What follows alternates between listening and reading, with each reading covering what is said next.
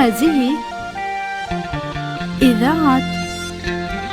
إرنا. هنا إذاعة إرنا الدولية. ዕለታዊ ዜና ኤርትራውያን ዝርከብዎ መዳጎን ማዕስከራት ስደተኛታት ሊብያ ክዕጾ መንግስቲ ሃገር ይዘራርበሉ ከም ዘሎ ተገሊጹ። ማዕከናት ዜና ካብቲ ሃገር ኣብ ዘርግሖ ሓበሬታ ድሕርቲ ህይወት ልዕሊ 60 ስደተኛታት ዝቐዘፈ መጥቃዕቲ መንግስቲ ሊብያ ሓላፍነቱ ከውርድ ስለ ዝደለየ ነዚ ስጉምቲ እዚ ክወስድ ይግደድ ከም ዘሎ ኣፍሊጠን። ኣቐዲሙ ከም ዝተሓበረ ኣብ መዳጎን ማዕስከር እንከለዉ ብዝተፈጸሞም ደብዳብ እቶም ብህይወት ዝደሓኑ ካብቲ ከባቢ ከምልጡ ኣብ ዝፈተኑሉ በተመልከተለይ ብጥኢት ይደኑ ከም ዝነበሩ ናይ ዓይኒ መሰኻክር ገሊጾም እዮም። ኣብዚ ኣብ ዝተፈላለየ ከባቢታት ሊብያ ዝርከቡ ኤርትራውያን ስደተኛታት ንነዊሕ እዋን ናይ ርዱእና ጻውዒት ከቕርቡ ጸኒሖም እዮም። ኣብ ማዕስከር ታጁራ ዝርከቡ ኤርትራውያን ኣብ ዝሃብዎ ሓበሬታ ውግእ ሓድሕድ ሊብያ ገና ይቕጽል ብምህላው ካብ መጥቃዕቲ ከቢድ ብረት ንምምላጥ ኣብ ቀጽርቲ ማዕስከር ክሓድሩ ጀሚሮም ከም ዘለዉ ገሊጾም። ንሳቶም ብተወሳኺ ብህጡጽ ናብ ውሑስ ቦታ ክገዕዙ ብዓቢኡ ከዓ ናብ ሳልሰይቲ ሃገር ክጣየሱ ብምጥላብ ናይ መግቢ ምሕሳም ኣድማ ጀሚሮም ከም ዘለዉ ኣፍሊጦም። እዞም ልዕሊ 3800 ዝኾኑ ኣብ ሊብያ ኣብ መዳጎን ማዕስከራት ተቐይዶም ዘለዉ ስደተኛታት ዝበዝሑ ዜጋታት ኤርትራ፣ ሱዳን፣ ሶማልያን ኢትዮጵያን ምዃኖም ተጸዋዒ ስደተኛታት የመልክት። መንግስቲ ሊብያ ነዚ መዳጎን ማዕስከራት ድሕሪ ምዕጻዉ እቶም ስደተኛታት ናብ ፍቐዱ ፋሕ ምስ በሉ ሓገዝ ንምሃቦም ኣዝዩ ኣጸጋሚ ከም ዝኸውን ተጸዋዒ ስደተኛታት የመልክት። እንተኾነ ስደተኛታት ተቐይዶምሉ ዘለዉ መዳጎኒ ምስ ወተሃደራዊ ማዕስከራትን መኽዘን ኣጽዋራትን ዝተቐራረበ ምስ ምዃኑ ውሕስነት ኣብ ዘለዎ ቦታ እንተዘይጊዒዞም ግዳያት ደብዳብ ካብ ምዃን ከም ዘየምልጡ ይግለጽ። ንወተሃደራዊ ጉጅለ ሱዳን ዝመርሕ ዘሎ ዓብደልፈታሕ አልቡርሃን ኣብ ዘተ ሰላምን ዝተፈረመ ስምምዕን ከተግብር ድሉው ከም ዘሎ ገሊጹ። አልቡርሃን ብቐዳም 6 ሓምለ ህዝቢ ሱዳን ኣብ ዘስምዖ መደረ ኣብ ዝኽካየድ ዝቐነየ ዘተ ሰዓርን ተሰዓርን ከም ዘየለ ድሕሪ ምብራህ ሱዳን ናይ ኩሎም ዜጋታታ ምዃና ገሊጹ።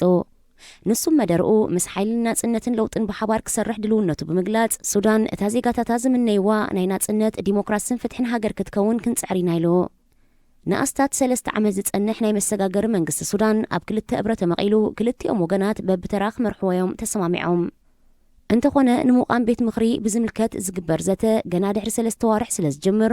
ኩነታት ሱዳን ሙሉእ ብምሉእ ፍታሕ ረኺቡ ምባል ኣጸጋሚ ምዃኑ ተንተንቲ ፖለቲካ የመልክቱ።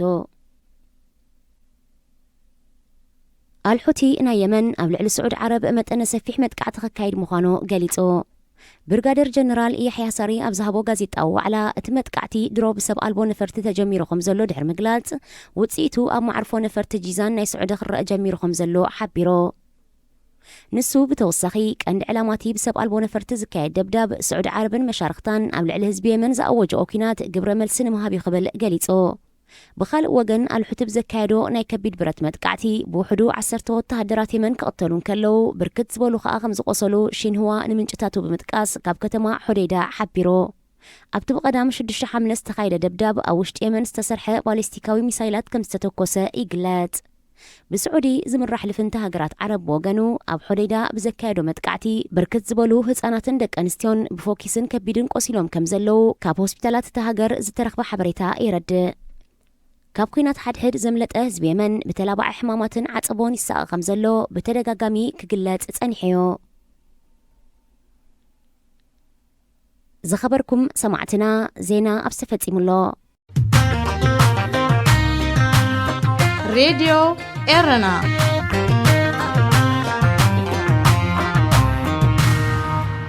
ከመይ ትኾኑ ክቡራን ደቂ ሃገረይ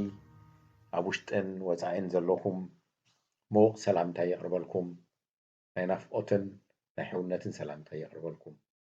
ናይ ሎማ ኣርእስተይ እውን ምስቲ ዝቐነየ ኣብ ዝሓለፋ ፈነወታተይ ፀቐጥ ኩሉ ኣርእስቲ እዩ። ንሱ ድማ ንድሕሪ ኢሳያስ ምድላው እዩ። ንድሕሪ ኢሳያስ ምድላው ግን ሎሚ ማለት እዩ። ድሕሪ ኢሳያስ ምድላው ክጅመር ኣይክእልን እዩ። ውሒጅ ከይመፀ ኢኻ መገዲ ውሒጅ ትፀርግ።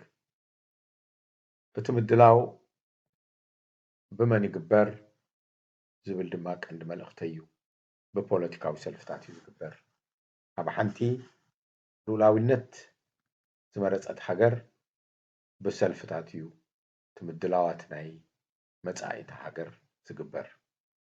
ውልቀ ሰባት በይኖም ኣይኮኑን። ውልቀ ሰባት ኣብ ውሽጢ ፖለቲካዊ ሰልፍታቶም እዮም ሓይሎምን ሞያኦምን ንህዝቢ ዘበርክቱ ሎሚ በንጻሩ ውልቀ ሰባት ኢና ሓሳብና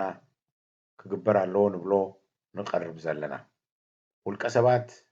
ሚልዮናት ኣለና ብዛዕባ ጽቡቕ ኤርትራ ንዛረብን ንገብርን ዘለና ውልቀ ሰባት ግን ዘይተጠምሩ እዮም ኣብ ሃገር ክንዛረብ ከለና ውልቀ ሰባት ሓይሊ ዝኾኑ ውልቀ ዜጋታት ሓይሊ ዝኾኑ ኣብ ሰልፍታትን ውድባትን ዝጠርነፉ ጥራይ እዩ ፖለቲካዊ ሰልፊ ፖለቲካዊ ውድቡን ዝብል ቃል ኣመር ክነስፍረሉ ንኽእል ኢና ናይ ሓደ ዓይነት ኣተሓሳስባ ዘለዎም ሰባት ማሕበር እዩ ሓደ ዓይነት ኣተሓሳስባ ዘለዎም ሰባት ድማ እዮም ንሃገር እዚ ሓይሽ ኢሎም ሓሳብ ከቕርቡ ዝኽእሉ እዚ ቅዱስ እምበር ዝጽላእ ኣገባብ ኣይኮነን እሱ ስለ ዝኾነ ድማ ኩለን መንግስታት ኣብ ዓለም ካብ ቀደም ክሳብ ሎሚ ይሰርሓሉ ስለ ዘለዋ ኤርትራ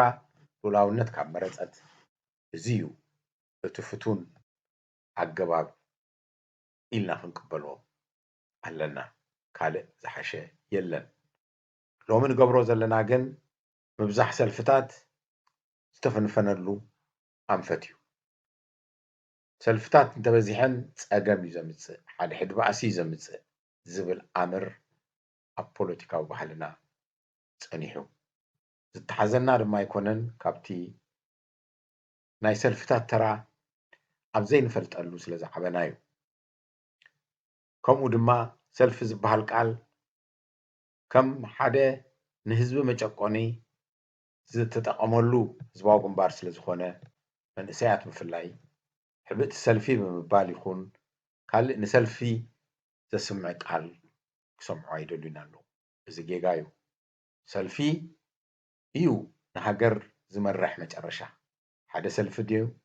ጥምረት ናይ 2-3 ሰልፍታት ብሓደ ወይ ልፍንቲ ናይ ብዙሓት ድዩ ግን ሰልፍታት እየን ዘቕርባ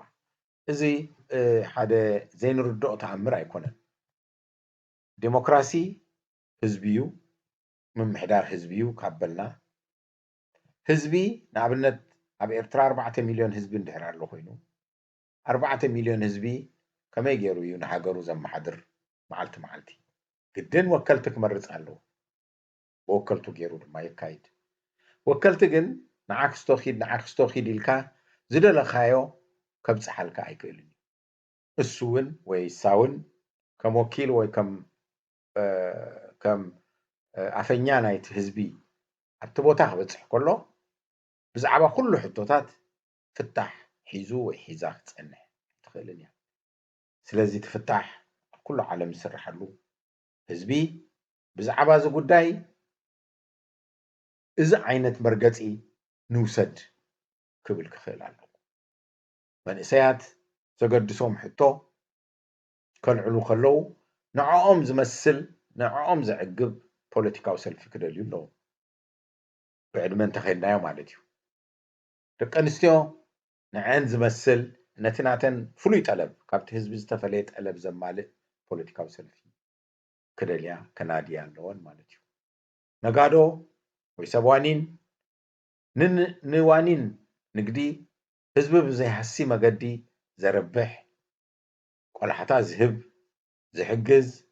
ሰልፊ ወይ ከዓ ፖሊሲ ወይ እንታይ ኸንብሎ ኣተሓሳስባ ዘለዎ ሰልፊ ክናድዩ ግድን እዩ ሓረስቶት ከምኡ ዝተፈላለየ ኣካላት ናይቲ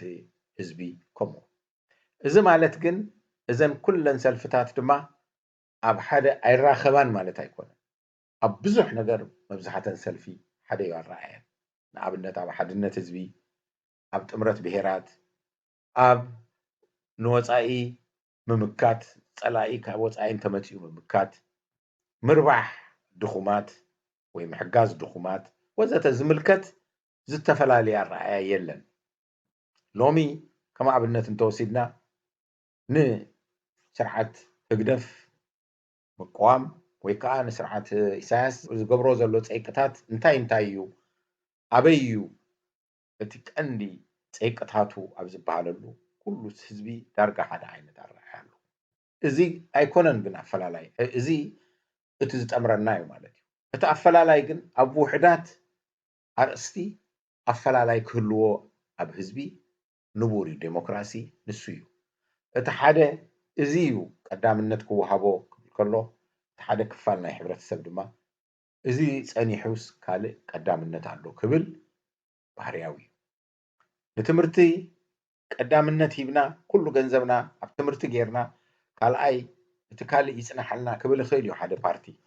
قسينا نركبولو جن نقدم إزي غيرنا ده حارز نقبر كمون تغيرنا هنا نقلطف كبل كله حدا فتح يزقرب زرنو مالتي كالي سلف دما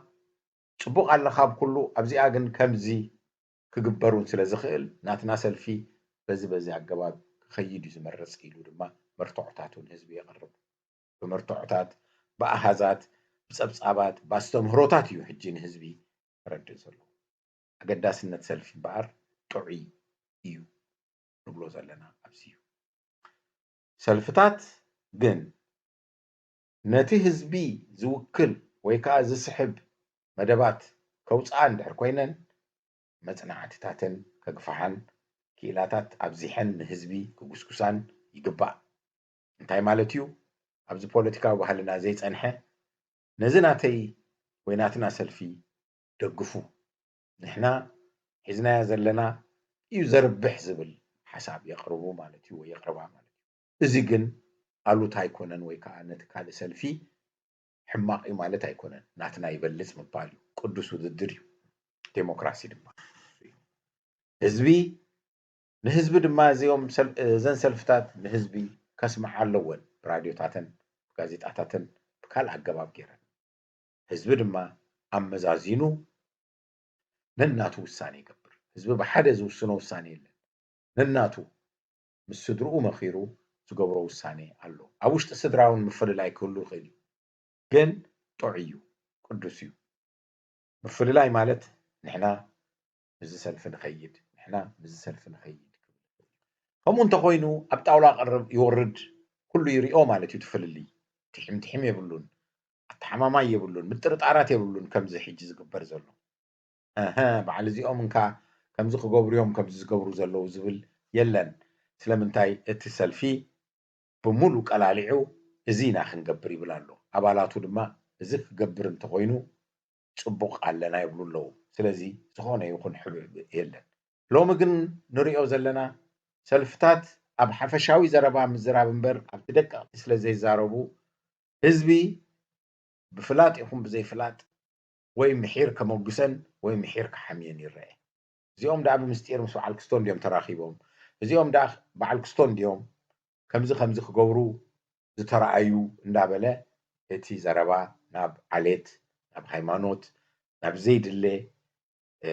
ምስጢራዊ ኣካይዳ ይኸይድ እዚ ባህሊ እዚ ክጠፍእ ኣለዎ ምክንያቱ ናይ ገድሊ ባህሊ እዩ ናይቲ ብምስጢር መስራሕ ባህሊ እዩ ድሕሪ ናፅነት ድማ ህግደፍ ዘርኣየና ባህሊ እዩ ብቁልዕ ንህዝቢ ዝወርድ ፖሊሲ የለን ህዝቢ ምርጫ ኣይወሃቦን እዩ እዚ ሕጂ መጠቃለሊ ዘረባይ እዩ ማለት እዩ ሰልፊ እቲ ሓደ መንኮርኮር ወይ ከዓ ሓደ መሳለጢ መጋበሪ ናይ ዲሞክራሲ እዩ ወረእቲ እንኮ እዩ ክንብሎ ንኽእል ህዝቢ ኣብ ሰልፉ ምስ ተጠርነፈ እዩ ወከልቲ ዝመርፅ ወከልቱ ድማ በቲ ሰልፊ ዝበሎ መሰረት እዚ ከተግብሩ ይኸዱ ስለ ዘለዉ ካብኡ ክወፅኡ ኣይክእሉን እዮም እቲ ሰልፊ ቆፃፀሮም እዩ ነቲ ሰልፊ ድማ ህዝቢ ቆፃፀሮ እዩ ብኣኼብኡ ገይሩ እንታይ ደኣ ከምዚ ኢልኩምና ከምዚ ትገብሩ ኣለኹም ክብሎም እዩ እዚኣ ብርህቲ ኮይና ክትፀንሕ ተስፋ ገብር ህዝቢ ኣብ ሰልፉ ጥርነፍ ኣብ ሰልፉ ድማ እቲ ሰልፊ እዚ ክግበር ዝቆመ እዩ ይብል ኣባላቱ ነቲ ሰልፊ በሉ እዚኣ ተግብሩ ኢሉ ኣብ ኣኼባታቱ ይነግር ሰልፊ ድማ ባዕረይ ነዚ ከተግብሩ ዝኽእሉ እንብሎም ብቑዓት በዓል ክስቶ እዮም ኢሉ ድማ ናብቲ ሃገራዊ ባይቶ ወይ ናብ ዝኾነ ፀፍሒ ናይ ባይቶ ይሰዶም ኣብኡ ድማ ናይቲ ሰልፊ ፖሊሲ ይድፋእ ካልኦት ሰልፍታት ድማ ነቲ ሓደ ሓሳብ ናቶም ከብሉ ይብሉ እሱ ድማ ዲሞክራሲ ይበሃል ኣብ ሃገር ደረጃ ዝተፈላለዩ ሰልፍታት ዘቕረብዎ ብዝበዝሐ ድምፂ ይውሰን راديو إيرنا راديو إيرنا كاب كتما باريس محلالف لإرتوارن غازيتنياتا زدالو نتا راديو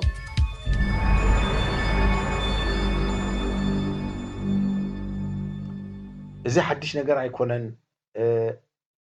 ምናልባት በጌጋ ነዚ ዝፈጽሙን ተልዮም ድማ ናቶም ጌጋ ይንደግምኒና ማለት እዩ ንሕና ሉላዊት ሃገር ካብ ኮና ነዚ መንገዲ እዚ ክንኣቱ ግደዲና እዚ ዘፍራሐኒ ዘሎ ወይ ከዓ ደጋጊመ ዝዛረበሉ ዘለኹ ምክንያት እዚ ኣርእስቲ እዚ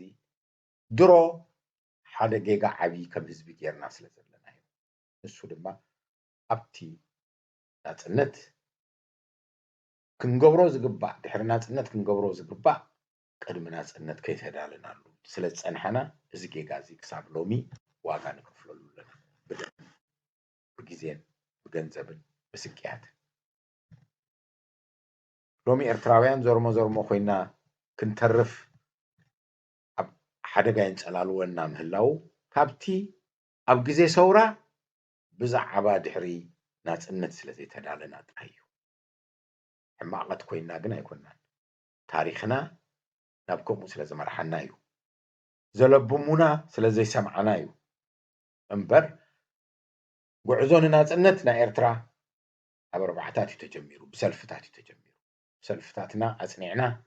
أحيلنا صنحنا أنت نخون اتبرتاو قالسي معرة بوليتيكاوي سلفتات داخده كلتيوم ندات ملالو أبنات النت ناكلتيوم ميزان حيزو مصانح حزبي نالبات قاليكم زحيله برت زحيله نتيوم معبلله تولو تخونو هو زد قالو مود انديو عملو علم الله اب كبابينا زلو حجرات الله برت زحازو نتوم بديمقراسياو مقدي بزي برت مسلوم زحاتو بسلفتاتهم غيروم زحاتو قنون كعفونو نرينا سو مالت كن ديمقراسي تفيو مالت ايكونن ازي زعولولو بتوم تعبليلهم زلو تقاومو እንዳተገብረሎም ስለ ዝኸዱ ሓደ መዓልቲ እቶም ሰብረት ድማ ነቶም ብዘይ ብረት ድምጾም ዘስምዑ ስልጣኖም ክረክቡ እዮም እቲ ሚዛን ኩሉ ሻዓሎ ንሕና ግን ሕጂ ብዘይ ሰልፊ ስለ ዘለና ከም ህዝቢ መጠን ከማን ነቶም ብረት ሒዞም ዘጥቁዕና ዘለዉ ንከላኸል ኣይከኣልናን ማለት ኣብ ሰልፊ ዝተጠርነፍና ብዙሕ ህዝቢ ዝስሕቦ ሰልፊ እንተንገብር ግን ናይ ግዜ ሕቶ ጥራይ ኮይኑ ሕቶና ግን ኣነጺርና ምጻና ሎሚ አንጻር ኢሳያስ ዘሎ ተቃውሞ ልክዕ ከምቲ ኣብ ግዜ ሰውራ አንጻር ደርጊ ዝነበረ ኮይኑ ደርጊ ውጻልና ንብሎ ነርና ብዛዕባ ሙጻእ ካብ ሃገር ጥራይ ንዛረብ ነርና ካልእ ግን ብዛዕባ ደርጊ ድሕሪ ሙጹኡ ዘሎ ግን መደብ ጌርና ይንፈልጥ ኢና ዝርካቡ መደብ በቲ ብረት ዝሓዘ ሎሚ ዝጭፍጭፈና ዘሎ ሓይሊ ብኡ ዝተገብረ ስለ ዝነበረ ብኡ ተዓሺና ማለት ሎሚ ድማ ካልኣይ ግዜ ክንዕሾ ይብልና ዝሓፀረ ግዜ ዘለና ኢሳያስ ተፀራሪጉ ክኸይድ ምኳኑ ፍሉጥ እዩ ናቱ ኣሰር ኣብ ኤርትራ ኣይህሉን እዩ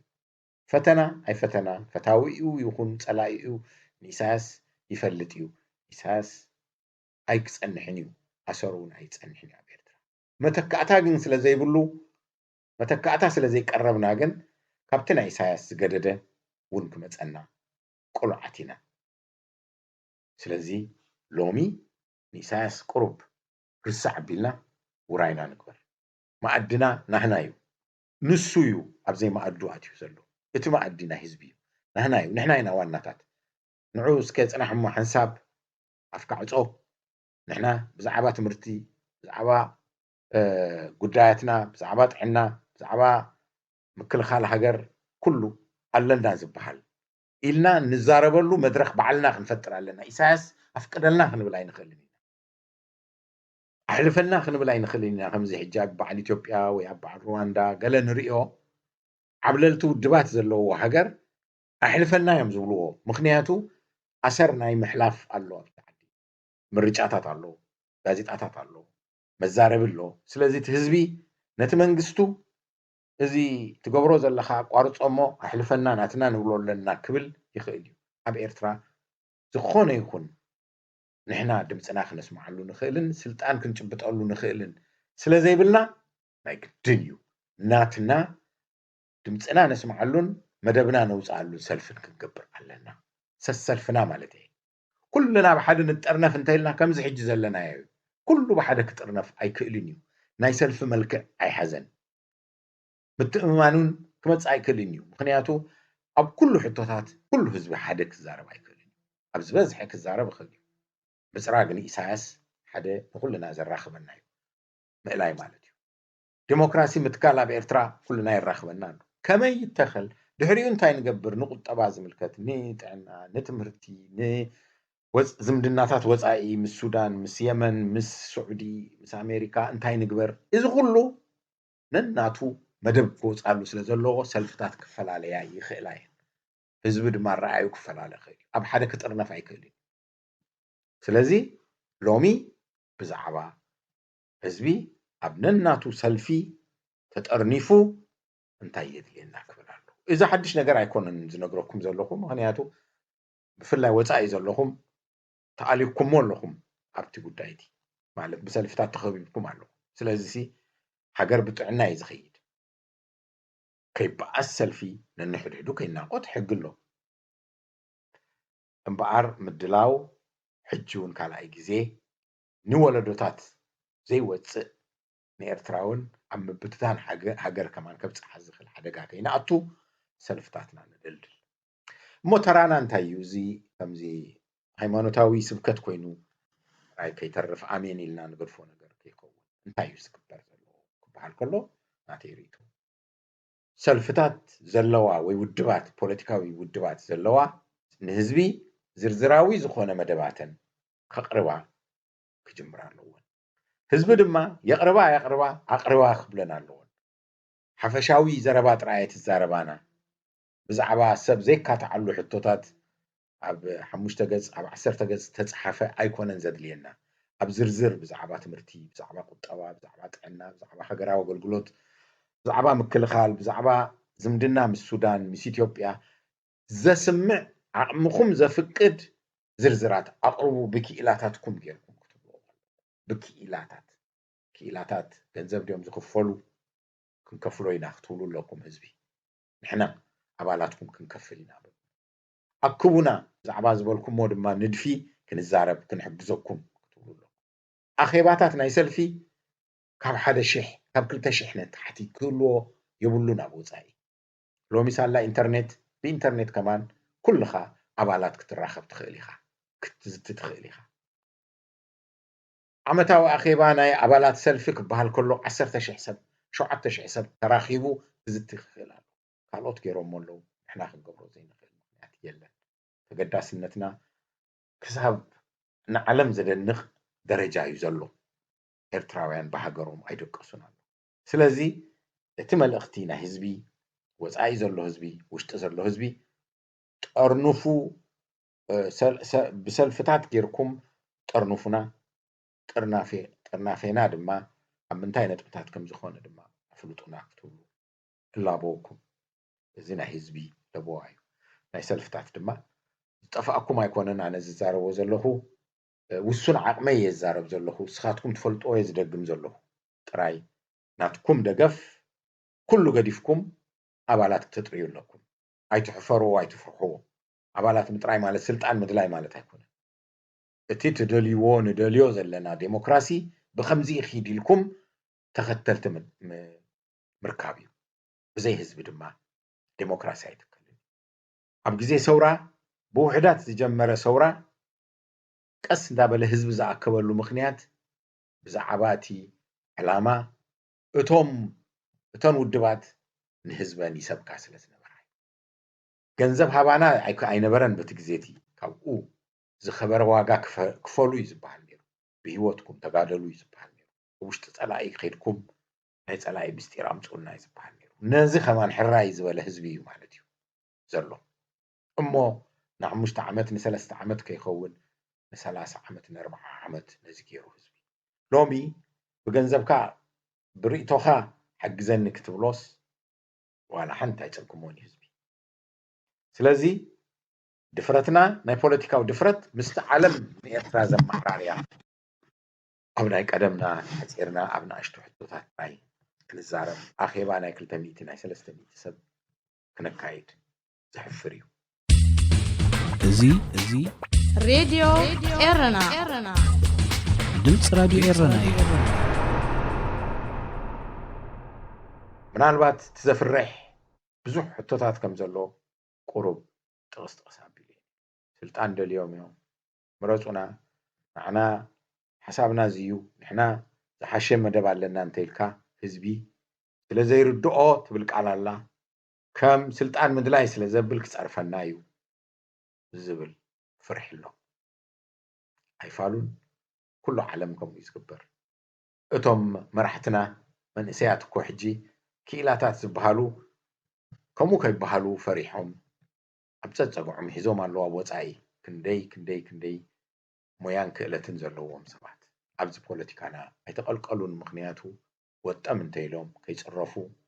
ስልጣን ደልዮም ከይበሃሉ ኤርትራ ግን ሉላዊት ሃገር እንተኮይና መን እዩ ደኣ ከገልግላ ምሁራት ክኢላታት ስርሖም ገዲፎም ሞዮኦምን ስድሮኦምን ኣብ ኤርትራ ዝግዕዙ እዮም ዘድልዩና ነጋዶ ሰብ ገንዘብ ካብ ዘለዎ ዓዲ ኣብ ኤርትራ ምውፋር ገንዘብ ይከፍር ይሕሸኒ ዝብሉ እዮም ዘድልዩና ዝተባብዕ ብሃገሩ ዝተባብዕ ርኢናዮ ድማ ናፅነት ሰብ ሞያ መፅኦም ሰብ ገንዘብ መፅኦም ስለዚ ሎሚ ሰልፍታት ካብቲ ናይ ህዝቢ ካብ ገለ ሓሳባት ናይ ቀደም ፈሪሖም ነቲ ዝኣምኑሉ ናይ ሰልፊ ፍልስፍና ድሕር ክብሉ ይብሉ ኣብ ታሪክ ኤርትራ ተመሊስካ እንታይ ትእርም እንታይ ክተመሓይሽ ምደለኻ ተዝብሉኒ ካብቶም ቀዳሞት ዝብሎም ሓሳባት እተን ናይ ኣርባዕታት ሰልፍታት ክሳብ ናፅነት እንተዝህልዋና ነይረን ዝብል እዩ ንገድሊ መማዕራረይ ምስ ገድሊ ተሳንየን ደን ክኸዳ ጌጋታቱ ደን ክእረማ እንተዝፀንሐልና ነርና ህዝቢ ኣብቲ ገድሊ ክፅይቕ ዝረኣዮ ነገር በተን ሰልፍታቱ ገይሩ መስመዕን ነይሩ ነተን ገድልታት ድማ ካብ ሰልፍታት ፈሪሐን መገደን ማዕረያ ነይረን እዚ ድሓር ናፅነት ዝመፀና ፀይቂ ኣይመፀ ንብል እቶም ለባማት ናይ ኣርባዕታት ዝተኸልዎ ሰልፊ ኣብ ውሽጢ ሓፂር ግዜ ንኢትዮጵያ ዝመከተ ንዓለም ከም ፖለቲካዊ ሰልፊ ዝመከተ ሓይሊ ነይሩ ክሳብ ሕቡራት መንግስታት ከይዱ ድምፁ ከስምዕ ዝኽእል መሬት ዘይነጥብ መርትዖታት ዘቕርብ ሓይሊ ኮይኑ ነይሩ ናይ መን ናይ ህዝቢ ኤርትራ ኣስላሙ ክስታኑ ማለት እዩ ብድሕሪኡ ግን ውልቀ ሰብ ኮይኑ ጠፍዩ ውልቀ ሰብ ምኳን ድማ ንበይንኻ ኣብ ሃገር እስኻን ሓሳብካን ተነፂልካ ኢኻ ትተርፍ ናይ ውልቀ ሰብ ሓሳብ ኣብ ሃገር ክሕወስ እንተደሊናዮ ፖለቲካዊ ሰልፊ እዩ ምክንያቱ ሽዑኡ ምስቲ ዝጠዓሞ ፖለቲካዊ ሰልፊ ከይዱ እቲ ምሁር እቲ በዓል ሞያ እቲ ምኩር ትምህርቲ ይሃልዎ ነቲ ሰልፊ ይፅምበር እሞ ናቱ ሓሳብ ይቃላሓሉ መራሕቲ ሃገር ዝፍጠሩ ኣብ ሰልፍታት እዮም ኩሎም ኣብ ሎሚ ንሪኦም ዘለና መራሕቲ ሃገራት ናይ ኣውሮጳ ይኹን ናይ ካልእ ሃገር ካብ ማሕበራትን ካብ ሰልፍታትን ዝወቀሉ ንኣሽቱ ከለዉ ዝተፀንበሩ ማሕበር መንእሰይ ኮይኖም ዝጀመሩ ድሓር ኣብ ዓበይቲ ኮይኖም ክሳብ ደቂ 80 ደቂ 70 ዝኾኑ ዘገልገሉ እዮም ሎሚ ህግደፍ YPFDJ ኢሉ ንመንእሰይ ህግደፍ ኢሉ ኣብ ወፃኢ ዝኩስኩሶም ዘሎ እዚ መትከል እዚ ስለ ዝተረድኦ እዩ ህግደፍ ንፅባሕ ድማ ዝቕፅልሉ እዮም ዘናዲ ዘሎ ስለዚ መራሕቲ ካበይ ኢኻ ትረክብ ካብቶም ሓደስቲ ወለዶ ምኩራት ሓያላት ምሁራት ናፃ ኣብ ሓንጎሎም ዘይፈርሑ ካብ ናይ ሕሉፍ ታሪክ ዘይፈርሑ ንዕኦም ኣበይ ኢኻ ትረኽቦም ሎሚ ኣብ ኢንተርኔት ብውልቂ ክዛረቡ ኢኻ ትሰምዖም ጠፊኦም እዮም ክንደዮም ከማን ኣይንፈልጥ ሰልፍታት እንተዝህሉና ግን ኣብቲ ሰልፍታት ምማዕበሉ ትካላዊ ኣሰራርሓ ምለመዱ መፁና መገልገሉና እዚዩ እቲ መገዲ ክብለኩም ይደሊ ኣብ ዝቕፅል መደበይ እቲ ኣብ ናፅነት ተዳሊናለን ዘይፀንሐና ሕቶታት ካብ ተመክሮይ ክገልፀልኩም እዩ ብፍላይ ኣብ ቁጠባዊ ኣብቲ ኣነ ዝፈልጦ ተመክሮ ናይ ድሕሪ ናፅነት ክገልፅ እየ بزح درقفقفن انقفاتن نحوارون جيجا مسمر زتحزه ناي قطبا مدبات قدمي ناصنت مدب سلازي تقبرولو مخانو كرديه مدب زي تقبرولو مخنيات كل مدب حزباو غنبار زغبرو طراي مقبال سلازي نبريو حزباو غنبار ابت زدليو مدب غيرو صنحو كون خيل ابت زدليو اب كله غنا يتدالولون مستي شطارا ناي بعل اساس زدليو ودما بفلاطو مستقبره ነገር نيرو كم حزب تدالينا انت نخون الرايانا ابز حتو زي انتاي نغبر زبل تصحيفو بوليسي كتع استقبرولو قدم ناصنت حليونا انت زخون بفلاي بوصاي زنبرو تقالستي حزبي بزعبا زي صبط غيروم صنيحم انت زخونو دحر ناصنت تنجيغاتا تايم تدغما دحر ناصنت اب قطبا زي تدالنالن فتوتات امو دحر زحسينا خገልጽي نلومي ابزك زازموي كبروم دافلاي يغني اللي يزود عنكم راديو إرنا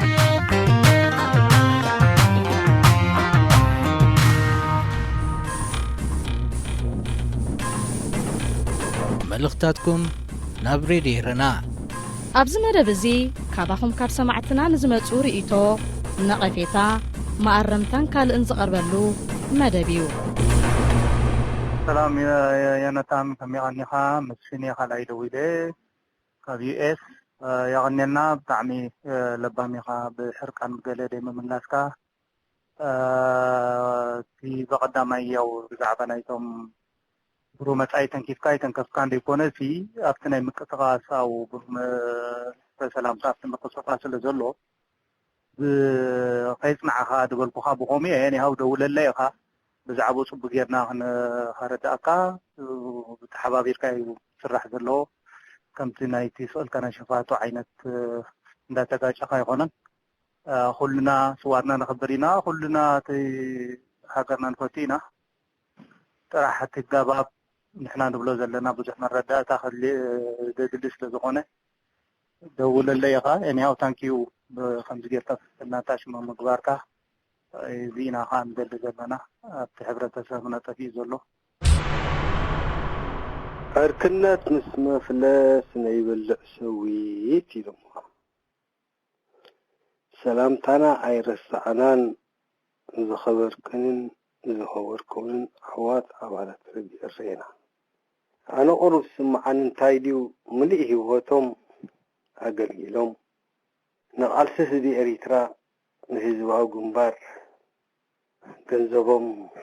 ህይወቶም ጊዜኦም ወፊዮም ክሳብ ሕጂ ዝቃለሱ ዘለው ካብ ሎሚ ጽባህ ይሐይሽ እናበሉ ብትዕግስቲ ጽበይ ዘለው ኣሓትን ኣሕዋትን ኤርትራውያን ንዑም ክትንክር ደልየ ቁርብ ንዑም ክዛርብ ደልየ ቁርብ ድማ ብዛዕቦም ክዛርብ ደልየ ክብሪ ሂቦም ዶቲ መንግስቲ ዝበሃል ኤርትራ ዘሎ ቃልስ مستعوته ببزح بروباغاندان جاندان هيكدفن بزح بروغرامات كاين نيرو نزيوم أحاتن أحواتن جن ገንዘቡምን ጉልበቶምን ንበረቶምን ዘባህነ ሓደ ውልቀ መላኽ ዝኾነ ካብሎም ጽባህ አይሽናውል ተጸምሞም ተዘውኩ ግን እንታዩ ተግዘፍ ምስተባህለ ገንዘቦም ንብረቶም ኣብ ዜሮ ኸይዱ ገለገላ ተሓቶም ከለሃስ ህግደፍ እንታይ ማለት ይኽትብሎም ከለሃ ህግደፍ ዳ ኤሪትራ ሃገር ገለብሉሃ ወላቱ ትርጉም ህግደፍ አይፈልጥዎን ህግደፍ ማለት ከማነትዮም ዘይፈልጦም ቁርብ ክንሕብሮም ህዝባዊ ግንባር ንፍትሕን ዲሞክራሲ ይባሃል ፍትሒ ርኤና ዲሞክራሲ ርኤና ሰላም ርኤና ቅሳነት ርኤና እዚኦም ድኩላት አትማን ዝኾኑ ኣብ ሳሕል ተዘጉሎም ኣብ ውሽጢ ኤሪትራ ኣብ ከተማታት ኤሪትራ ዝተዘርግሑ ኣኽላባት ኢሳያስ ነቲኦም ኤርትራውያን ከልምስዎም ርኢና ይሕዝን ምልእ ህይወቶም ተቃሊሶም ንሃገረይ ንኽብረተይ ኢሎም ተቃሊሶም ሕጂ እንተዳሪኻዮም ጥሮታ ወፂኦም ኣብ ኩሉ ጎደናታት ናይ ኤውሮጳ ድዩ ናይ ኣሜሪካ ድዩ ናይ ኣውስትራልያ ድዩ ናይ ኤሽያ ከምዚ ቱኻን ፅላል ዝፀልእ ፅላል እናኸዱ ከድሎ ክብረት ናቶም እንታይ ዳ ኮይኑ ክብረቶም ዳ ሃገሮም እንዲዮም ክብረቶም ዳኣነ ሃገሮም ኣትዮም ነተን ዓመታት ዝተቃለስሉ ክቆርዕሉን ክሕበኑሉን ዝግብኦም እዩ እንታይ ዳ ኮይኖም ሃገሮም ዳ ዘይከዱ ጥሮታ ማለት እኮ ሓደ እግር ሃብ ጉድጓድ ዝኣተወ እዩ ላዕሊ ሃገርካ ዘኽብረካ የለን ላዕሊ ሃገርካ ዝተቃለስካሉ ክብሪ ዝህበካ የለን እሞ ደኣ ምስ ግደፍ ምስ ኢሳያስ ዳ ክብሪ ትረክብ ምስ ኢሳያስ ክብሪ ረኺበ ዝብለካ ሰብ ሓሳዊ እዩ ብዝኾነ ኤርትራ እንተደኣ ንኽብሪ መሰልካን ንኽብሪ ሃገርካ ክትቃለስ ከላ ክብሪ ስምዓካ ዳሰ ግደፍ ሕጂ ዜሮ ተሪባ ኤርትራውያን ዝቃለስሉን ኤርትራውያን ዝቃለስሉን መድረክ ስለ ዝመፀ እቲኦም ፀገም ዘለዎ ናይ ወለዶ ከምዚ ሰይጣን መፅሓፍ ቅዱስ ወይ ቁርኣን ዘርኢ ዘዕገርግር ከምኡ ኣገልግሎ ኤርትራውን ዝኾንካ ተበራበር ክብሪ ናትካ እዩ ሚካኤል ካብ ሃገረ ጀርመን ካብ ከተማ ኑሩምበርግ يعنى ليلة هنا تشاو زي دمت راديو إيراناي سلام كبرات راديو دالوتي راديو إيرانا رهيل بهالكا بكندا أنا قبل دليل له نزاني كبرم دافلا في النوازلو ناي زحلفة سونين ناي لوم سونين في النوا مدب أمريكا خزارب دليل له كبرم دافلا نابودبات سلفو نودبات كفلو نامسان تطرنفو قرب لالو أنا حنت نقر تقرمن زلاقين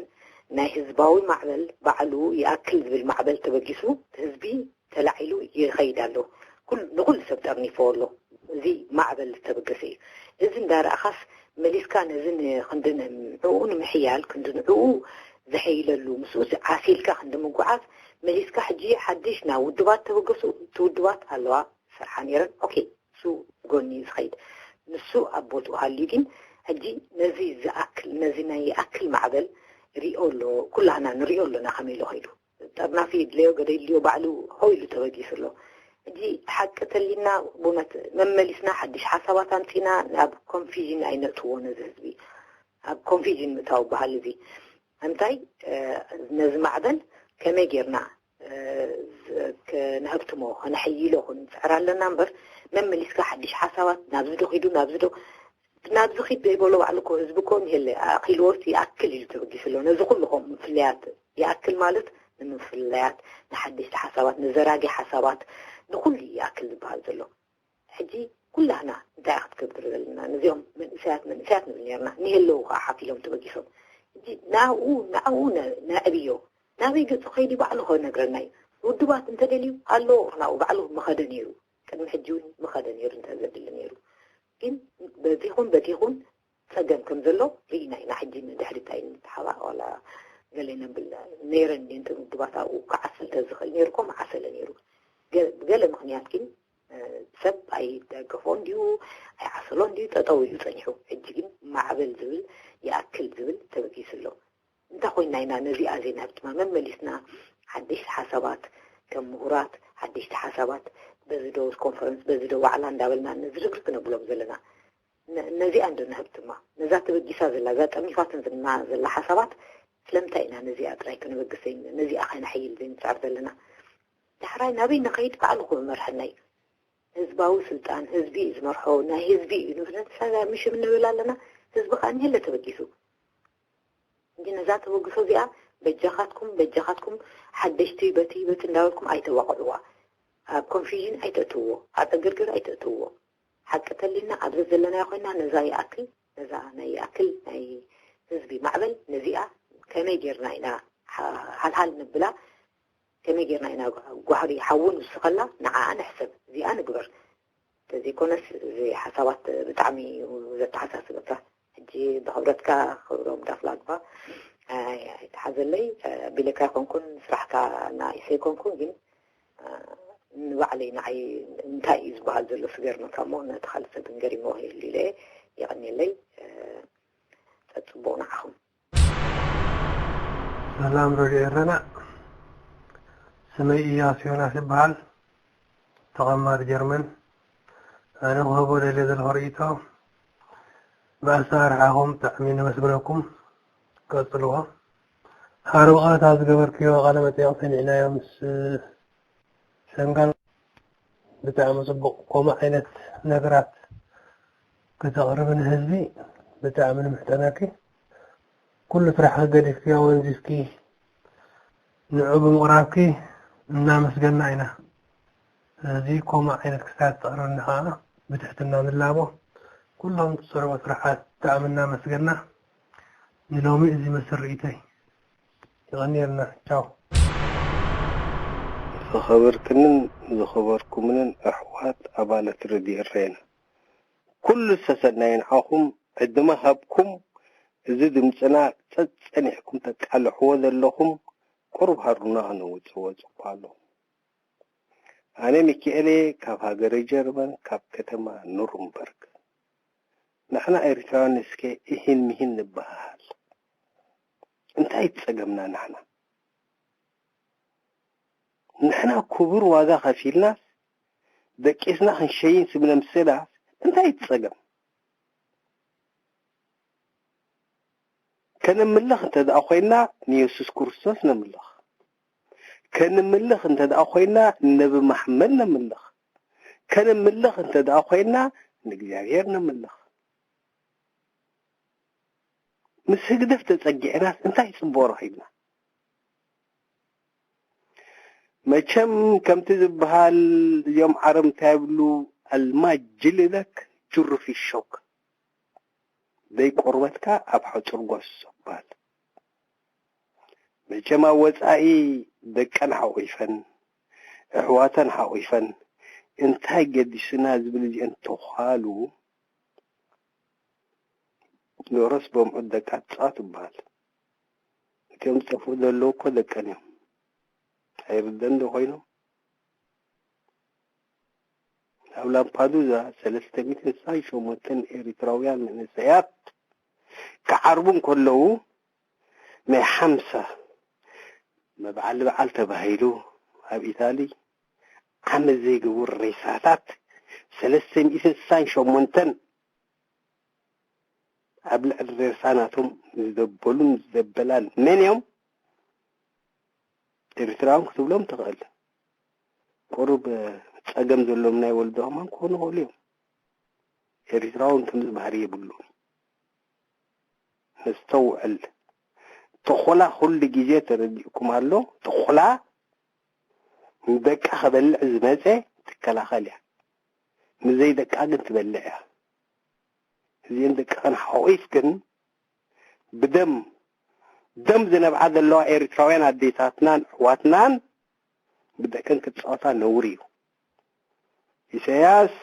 كلت هزبي زبل هزبي إثيوبيان إريتران اتحكى زي فلدت أي كسرنان نسخة مرحانا قبل كله الدم جاقان إريتراويان عديتات دم نبيعن زفانو بكأن مسوي متأفيهم انتنا يسوى سجيركم دقهم عبيهم حجي أنا إريتراوي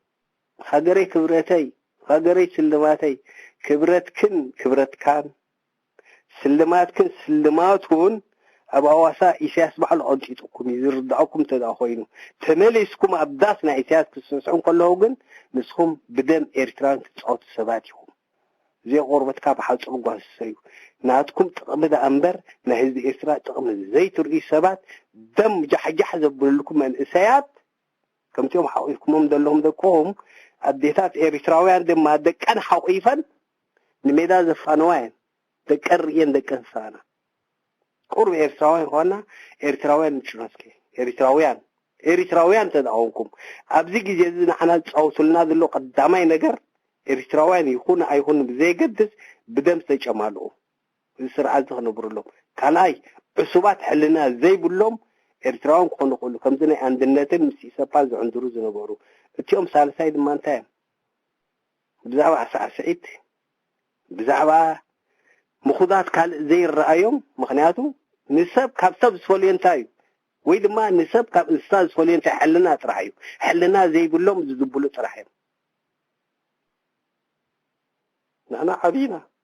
نحن أريقنا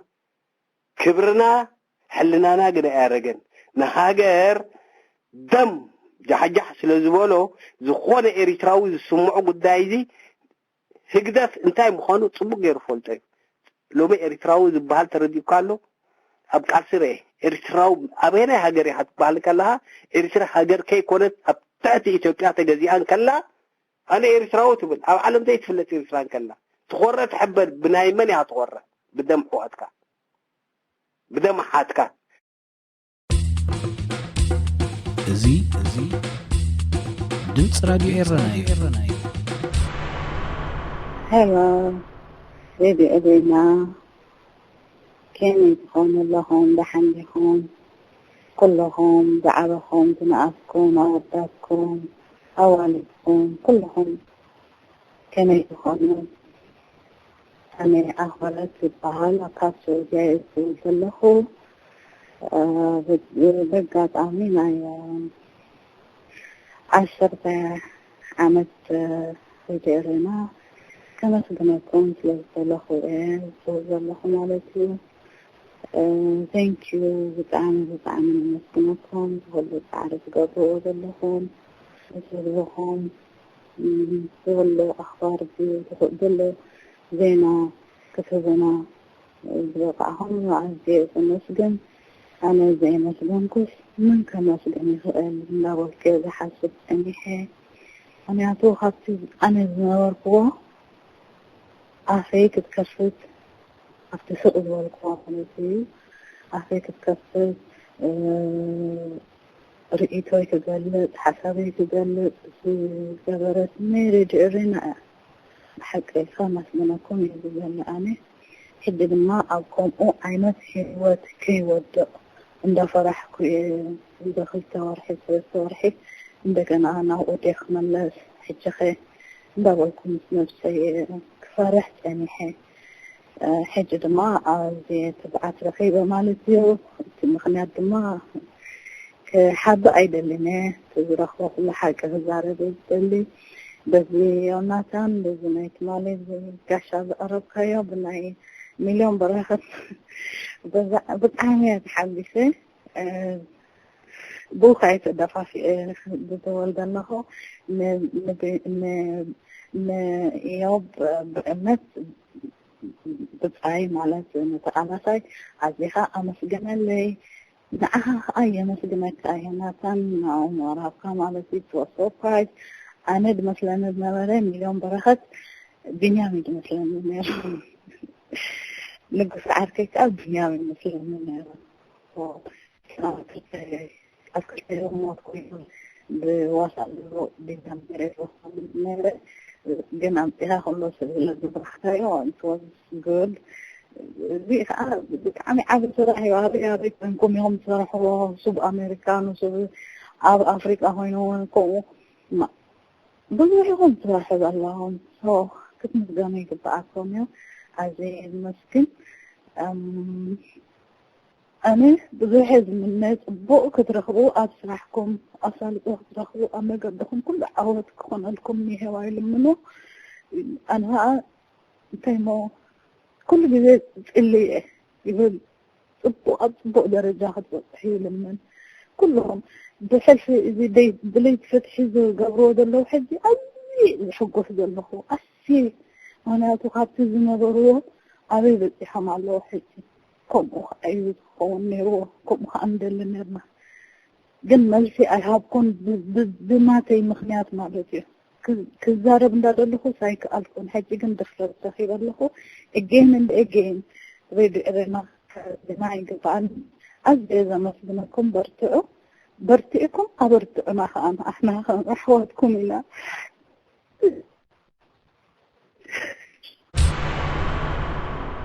سلام على كيرادي إيرنا أبراهامي أب سويسرلاند إزدول دلخو مدولي مخنياك بزعبا قدام شيء دكتور أبي زوال بزعم من شرات حيل بحر إثيوبيا أقيح بحري كم زينات رايش شفف موسى حالفكم نقفكم يدوي لا قدام شيء إثيوبيا دكتور أبي أبسمون زي نفايتو إثيوبيا أبزهابو مدرة ممدلات كأني ممدلات من شرات حيل بحر إثيوبيا تودي هم دلو نجيلو أقيح بحر مالتي رادي إيرنا جن نزي زينازي أكلكم وكان تفهمكم جن شفافيتكم وترايكم حديثكم من شرات حيل بحر إثيوبيا يكون تجاربكم جن أبقيح بحري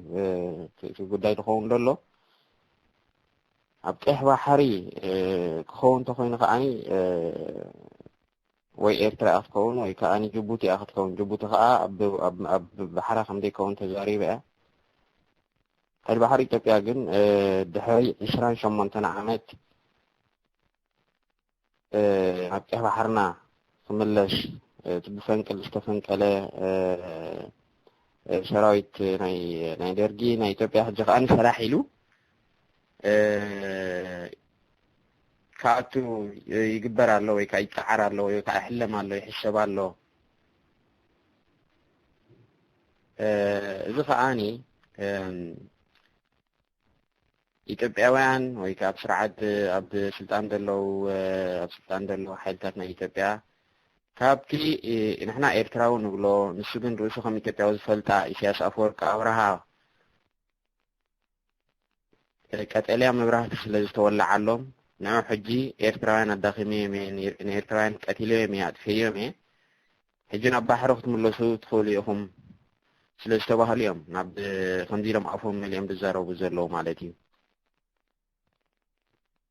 راديو إيرنا جن كم راديو نزينا زي سلالكم محالفكم ويكأن بزح يتقدسكم لهم تنتنا زد لي قدايو مبرج زد لي قدايو سفيح جيك وهابو زلو قدايو زينا بتنك عفكات زلو قدايك نسو إشتم سيمبل زينا سيلكم قويحكم محالفكم مالكي كم زخون زي قبوي نحنا كلهم ريبلنا زين إثيوبيا نسل بحر خزارو خلو سلقاي بحر خزارو خلو تريد زخونه ملاش تريد زخونه قومو خنا سمع يقبعنا كلهم ريبلنا حيل بحري نا إثيوبيا خمسرة هيكلني عباتا فتم خون ديك النجاري